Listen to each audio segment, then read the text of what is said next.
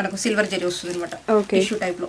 దీనికి బ్లౌజ్ ఇలా తీసుకున్నాము. ఓకే, అంటే బడ్జెట్ ఫ్రెండ్లీలో కదా, అందుకని కొద్దిగా బ్లౌజ్ అనేది మన వర్క్ బ్లౌజ్ పెట్టకుండా నార్మల్ బనారసీలో పెట్టుకున్నాము. ఓకే.